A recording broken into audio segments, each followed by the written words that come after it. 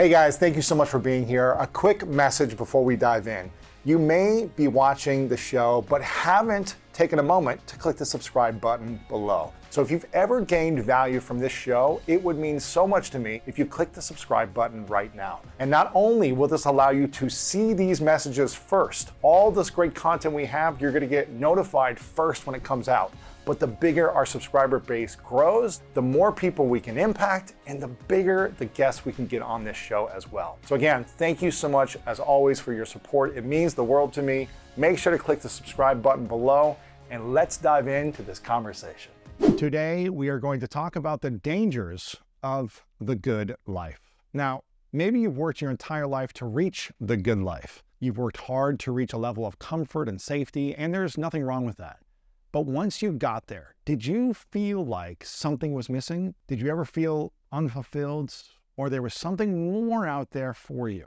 When we strive to reach comfort, our safety can often leave us with a scarcity mindset because we're afraid of losing what we worked so hard for. And I respect that. But I also believe that we were meant for so much more.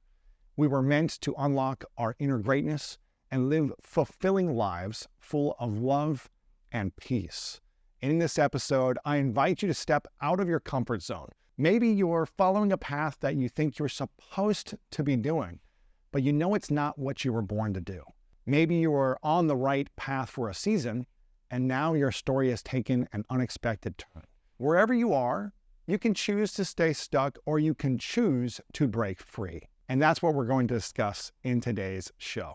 We'll cover the 3 dangers of the good life and ways around them. And it's possible not only to live a good life, but to live a great life. I'm so excited for today, so let's dive in. So as we dive into this topic and this conversation, I want to share a quick story about the fisherman in a small village. And maybe you've heard this story before, but I just want to share it really quickly about a fisherman in a small village that tourists went to go visit this village. And they saw this fisherman and they asked them how long it takes them to catch fish. And the fisherman replied saying, not very long. And so the tourist says, well, why don't you stay longer and catch more? And the fisherman said that their small catches were sufficient to meet their needs and those of the families. And the tourist said, well, what do you do with the rest of your time? And the fisherman replied, well, we sleep late, we fish some, we play with our kids, we take siestas with our wives. In the evenings, we go to the village to see our friends. We have a few drinks, we play the guitar, and sing a few songs. We have a full life. And the tourist interrupted and said, well, I've got an MBA from Harvard and I can help you. And you should start by fishing longer every day. You can then sell the extra fish you catch. And with the extra revenue, you can buy a bigger boat. And the fisherman said, well, after that, then what? Well, with the extra money in the larger boat you can buy second one and then the third one and so on until you have an entire fleet of boats. And instead of selling your fish to a middleman, you can negotiate directly with the processing plants and maybe even open your own plant. You can then leave this little village and move to a bigger city in Mexico City or Los Angeles or New York City. And from there, you can direct your huge enterprise from that city. And the fisherman said, well, how long would that take? And the tourist replied, well, 20, maybe 25 years. And after that, well, afterwards, you can do some interesting things, the tourist said. When your business is really big, you can start buying and selling stocks and make even more millions. Millions? Really? Well, after that, then what do you do? Well, the tourist said after that, you'll be able to retire and live on a tiny village near the coast, sleep late, play with your children, catch a few fish, take siesta with your wife, and spend your evenings drinking and enjoying your friends. And the fisherman replied, well, with all due respect, sir, that's exactly what I'm doing right now. So what's the point of wasting 25 years? Now, I love this story because you've got to ask yourself, what type of life do you want? What type of life is a rich, abundant, full life? Where do you want to be spending your time? And understand the sacrifices you make no matter what you're going after. Now, you can live in a small village. You can have a great family. You can do things on a daily basis that support that family. You can be a contribution to the community, and you can have a full, rich life. But I feel like there are a few dangers to that life in this society. There's a few dangers to that in this world. And it doesn't make you wrong or bad. It doesn't make you good and right. There's just some pros and cons. And there's also some pros and cons to the other extreme of, working longer hours and buying a bigger boat and making more money and then having a fleet and then moving to a bigger city for bigger opportunities. There are certain pros and cons and opportunities and consequences to that as well. So I want you to understand what is a rich life to you. And when we talk about the good life, we're taught by modern culture different things that look like a good life. And again, I don't think there's a right or wrong, good or bad here. It's what do you want? What makes you feel like you're thriving, like you're growing, like you're making a difference and based on what you feel you are supposed to do with your life. In Webster's dictionary, they define the good life as a happy and enjoyable life. And this definition is a little vague if we don't define happy and enjoyable for ourselves. We'll default to someone else's definition, we'll default to society's definition, and we'll be in a trap. We'll be in a trap by things that we don't want to do. So the fishermen wanted to stay in the village. They liked their life. They weren't looking to expand and grow, at least financially. We don't know if they were unable to grow and expand emotionally and spiritually. Maybe they were. But here's what I do know. Without growth, it's hard to truly be fulfilled. Without expansion, it's hard to truly know what we're capable of. Without obstacles and certain challenges, it's hard to see what we're made of. The good life teaches you to be grateful, but is it gratitude or guilt that keeps us from seeking more for yourself? It teaches us to not ask for more than you're given. But what's wrong with having abundance for you and those that you love? And again, abundance can be spiritual, emotional. It can be experiences. It doesn't have to just be money and career.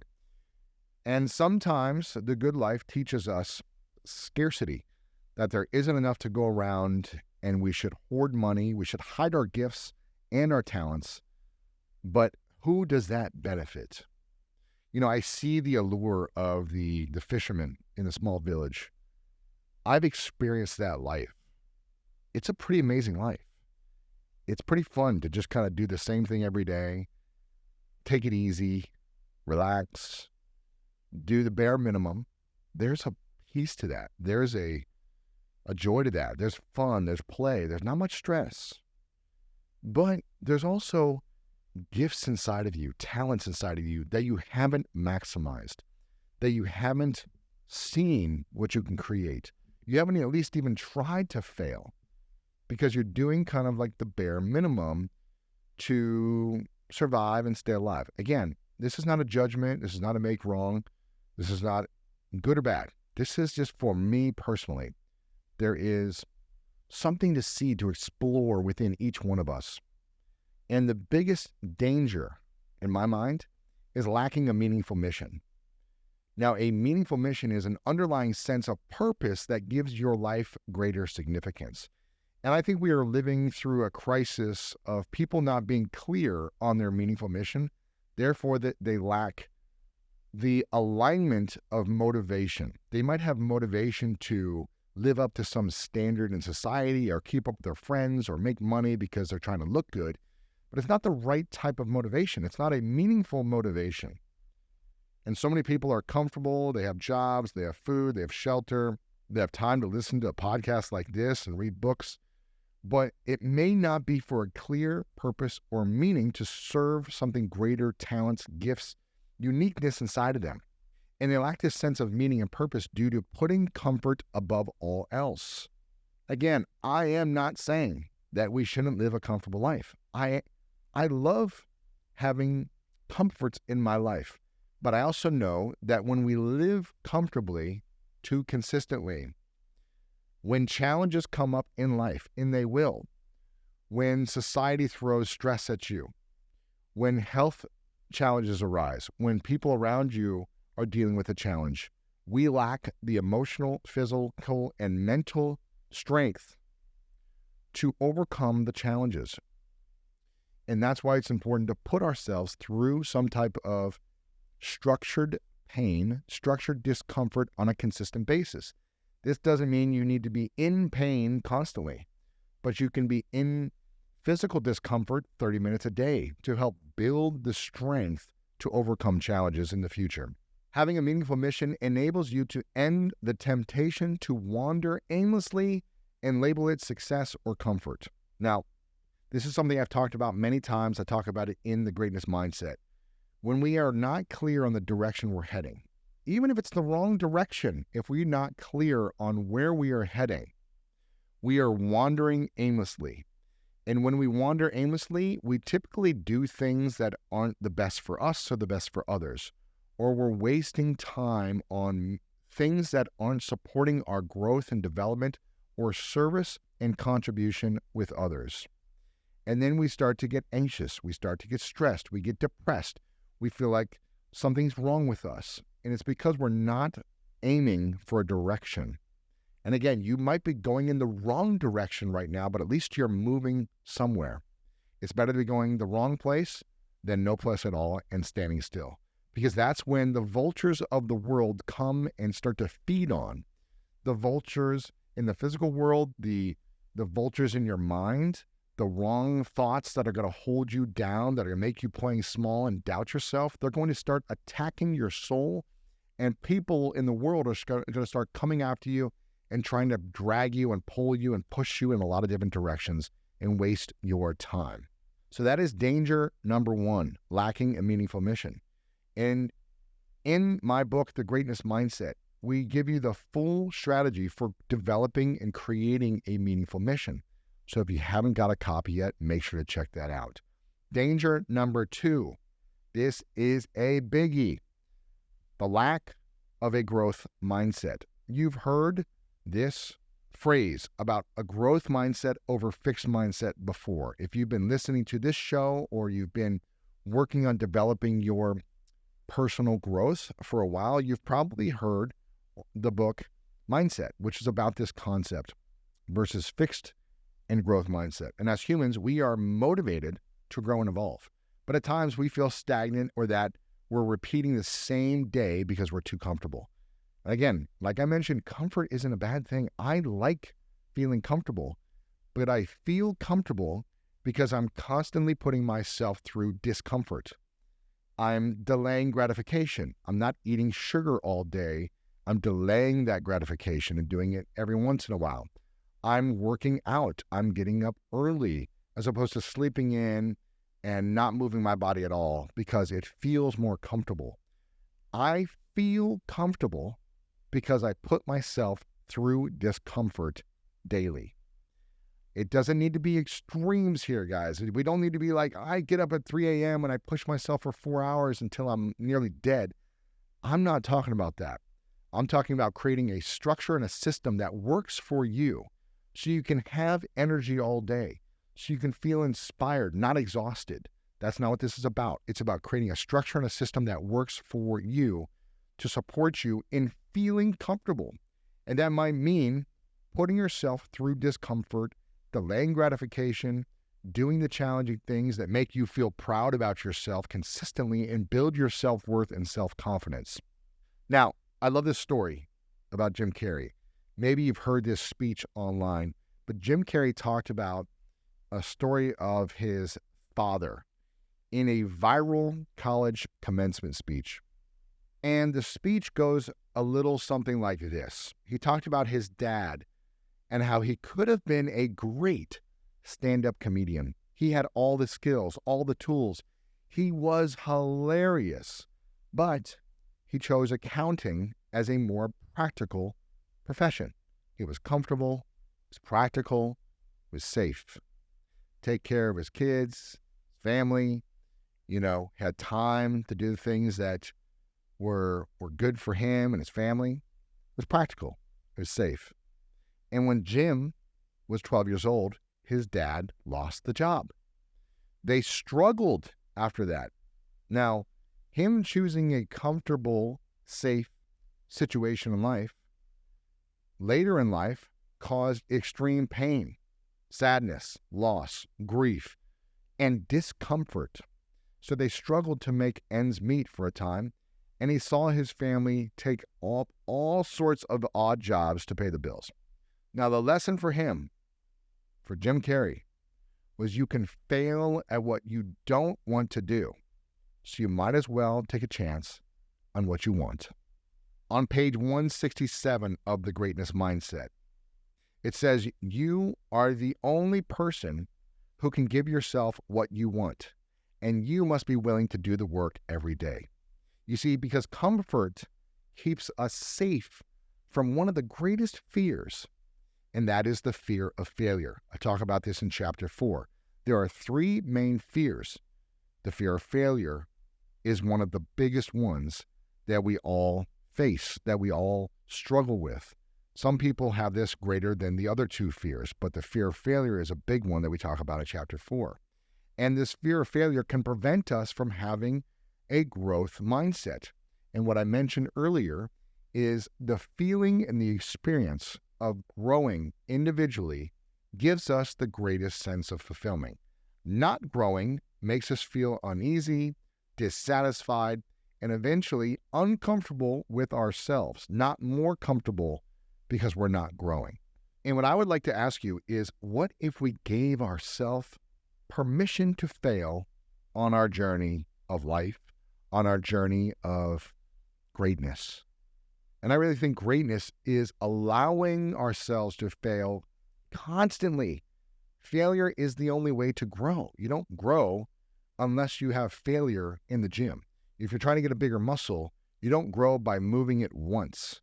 You grow the bicep by doing a curl until you feel failure, until you cannot do another curl. And that way, it breaks it down a little bit. You break down, you stop, then you have to recover. The body starts to generate, the muscle starts to build, and then it grows. That's what happens in life as well. Psychologically, emotionally, physically, we've got to be willing to fail. Failure should be a thing we celebrate, be inspired by it, be motivated by it, because we know, hey, when I fail, it means I grow. The next thing that happens is I pause, I reflect, and boom, here's some type of opportunity, some type of experience where now I have wisdom, I have new lessons, I have new experiences where I get to grow into now. Failure should be celebrated, not feared. And a lot of time, we are crippled by this idea, well, if I fail, I'm not going to be good enough. I'm going to be made fun of. I'm going to be laughed at. People are not going to accept me. But that is not true. And maybe there have been situations or scenarios in your past where you have made mistakes and kids laughed at you. Okay, that will happen, but it doesn't mean you are a failure when you make a mistake. It just means you made a mistake or you did something not to the best of your abilities yet. And for you, if you flip that script, if you flip that story in your mind and you say to yourself, man, this is something I should celebrate because on the other side of this, I have wisdom. Now I'm smarter. I'm more talented. I'm more educated. And you know what? I'm courageous. Most people lack the courage to actually try something because they're afraid of what people are going to think when they fail. But when you stay comfortable, that's when the biggest discomfort comes later in life, just like in this story with Jim Carrey. So give yourself permission to fail on a daily basis. I love the story of Sarah Blakely. I talk about Sarah Blakely a lot because when she was growing up, she's the founder of Spanx, which sold for over $1 billion. And when she grew up, she told me the story on this podcast that her father, every night at the dinner table, would ask the kids, what did you fail at today? And he would celebrate them for sharing a story of failure. So when she got into her journey of being an entrepreneur, when she knew nothing, she had no clue what she was doing, she wasn't afraid to fail She had challenges, she had obstacles, she had everyone telling her that this was the wrong thing and it's not going to work and it was a hard industry, but it didn't stop her from trying. The failures that happened over and over again gave her information, gave her experience, gave her courage to keep going. And I want you to have that same courage, knowing that something beautiful and grand and great is on the other side. Now, danger number 3 is a lack of self-love due to comparison. I don't know about you, but in the past, I've struggled with comparison. Are they bigger than me? Are they better than me? Are they doing it in a unique way that I could be doing? And, I should be doing what they're doing, and constant comparison. Many of us count on our culture, our friends, social media, and coworkers to tell us what the good life is based on what they're posting, what they're talking about, where they're traveling to, how much money they're making. And as humans, we are comparison machines. Nod your head up and down if you relate to this. If this resonates, if this is like, yes, Lewis, you're speaking my language. For some reason, I've allowed myself to be in comparison mode way too much, and now is the time to stop it. It's time to stop, my friend. You don't need to compare anymore. Here's a statistic. According to Finance Online, FOMO, or the fear of missing out, is experienced by 56% of people on social media. More than half the people on social media have this fear of missing out. Well, they did this trip. I need to go do this trip. They bought this type of car. I need to buy this thing. And I'm telling you, the danger with comparison is that it's often an act of violence against yourself when you compare yourself to someone or something else. Using your friend's idea of a successful career to shape yours, that is dangerous. Using social media's idea of a happy relationship to decide yours, that is dangerous. Using someone else's idea of wealth to inform yours is dangerous as well. It goes back to the comparison about the fisherman and the tourist MBA who said, hey, here's what you should be doing. Well, maybe the fisherman doesn't want to do that. Maybe there is ways that the fisherman can grow still in his village, but maybe he doesn't want to do this big, crazy thing that he really isn't a part of his meaningful mission. Another thing is, all comparison isn't bad, but the kind that leads you to abandon your truth, to abandon your emotional peace, and forget your standard of your good life, that is bad. It's when it's taking you away and it's distracting you and it's causing you this anxiousness. If it's inspiring you and saying, oh, here's a model that actually inspires me, it's calling you forth, calling you greater to overcome something, showing you what's possible, that is inspiring. Not all comparison is bad, but you need to ask yourself, okay, why am I taking these actions? Is it because I see everyone else doing it and so I feel I'm supposed to? Or is it because that's what I truly want for a deeper reason? So I want you to ask yourself how you can start to reconnect with your standards so that you separate what you should want from what you really want. So here's an example. Should I buy a home or should I rent a home? When you hear everyone saying, oh, you should buy, because that's the lifestyle and you're not worthy unless you buy a home. For, how many years? 20 years? I lived in an apartment. It wasn't until recently where I got my first home. For 20 years, I lived in an apartment and I rented a 2-bedroom apartment. My first apartment was, 20 years ago, I had an apartment for $125 a month. It was a little studio that I split it with someone else. We paid $250 a month total, but we split it for $125 each. Then my first apartment by myself was in 2009. So 14 years ago was my first apartment by myself, and it was $495 a month, $495 a month. For me, that was the biggest stretch. I didn't have that money. It was like, man, can I afford this in 3 months? I don't know. But it got me thinking bigger by doing that. But over the years, as I started to earn more, people were like, why don't you buy a home? Buy a home, buy a home. And I had a vision for the home that I wanted to buy, and I liked the flexibility of being in an apartment. I liked the flexibility. I was traveling a lot. I wanted to put my money in my business rather than in a home right away. So I wanted to have more cash so I could invest in growing the business. So I was clear on my vision, and I didn't do something because everyone else was buying a home. I didn't jump into that. I was clear and made my decisions based on my mission, my meaningful mission. Another example would be working a 9 to 5 versus starting a business, starting a side hustle. And, I see everyone else jumping their career ladder and working at these awesome companies. I should go do that.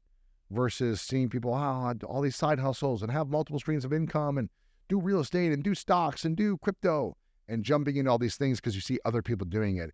It's now choose the life that you want, that excites you, that allows you to maximize your talents, your gifts, working with people that are enjoyable to work with, in a community, and that impact that you get to have together, all these different things. Another example might be building a relationship versus staying single for now to work on yourself. You'll see people posting photos about being married and engaged and all these things and thinking, I should be engaged and I should be married and, what's wrong with me? Versus other people that say, single life is the greatest, and you're in a relationship and you're thinking, maybe I should end this relationship and be single. You got to ask yourself, don't compare to what others are posting. You don't know their stories. You don't know if it's true or not. You're just seeing the highlight reels. Focus on your meaningful mission and what works for you for a good life. One of the best ways to stop comparing yourself to others is to know who you are. Get to know you better. Take yourself out on a date. Take yourself to the movies alone. Take yourself out on a walk by yourself. Listen to yourself. Take alone time to hear about you, to learn about you, ask yourself questions, journal about you. That might sound a little weird, but I'm telling you, when I was in my early 20s, I was afraid to be alone. I was so afraid of it. I needed to be around people all the time. And I realized, wow, I'm really insecure. I don't feel like I'm valuable enough. I don't know how to be alone. That was a scary thing for me. And I said to myself, well, if I don't learn how to be alone now, I'll never do it. And this anxiety is going to make me feel afraid and anxious when I'm with people and when I'm not with people. So I started to go out on dates by myself. I took me to the movies. I took me to dinner. I took me for long walks on the beach, metaphorically. I lived in Ohio. I didn't have a beach, but I walked around little ponds. And for me, that was powerful. After 6 months of doing this, the first few times it was awkward. I felt like everyone was making fun of me for having dinner alone, for going to the movie and buying a ticket for one. It felt so uncomfortable and weird. Now I love it. I mean, I spent a lot of my time with my girlfriend, Martha, but I love being alone. I love having alone time and taking a walk by myself. I can go to the gym by myself. I can go to the movies by myself. I can do whatever I need to do. And I feel good with me because I've gotten to know me.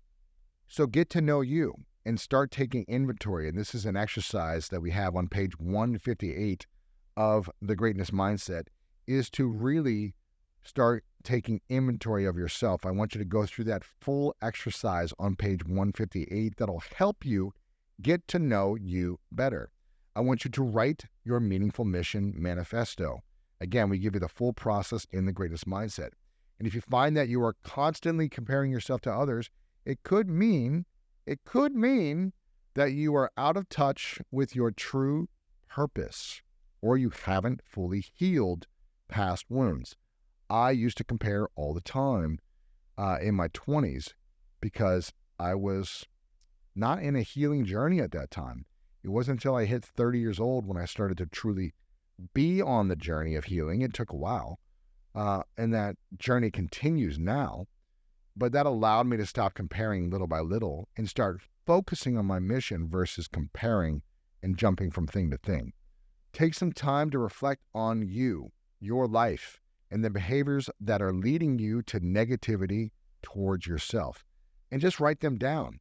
Write the things down that you're doing and write the things down that you want to change about those behaviors. For example, here are some prompts that you could use. These are behaviors I know I want to change, and then write some of them down. My highest self no longer spends time doing this. So paint yourself in the future of like the greatest version of you. Does your greatest version of you do these things with your time anymore? No. So write those things down that your greatest self wouldn't do. My highest self wants to spend time doing these things instead. So write the activities, the behaviors that your greatest or highest self likes to do instead. And my highest self wants to help others by doing this. Again, when we start to reframe these, when we start to take inventory, when we reflect, when we create a game plan, when we get clear about the direction we want to go, even if we're not clear, and listen, you don't have to be like, I know what I'm going to do for the rest of my life. This is not what that's about. It's about what do you want to do for the next 3 to 6 months to get out of this situation. Create the game plan for the current future, not the extended future. You don't have to know for the rest of my life, this is my purpose. My purpose has changed so many times over the last 40 years, I've lost count.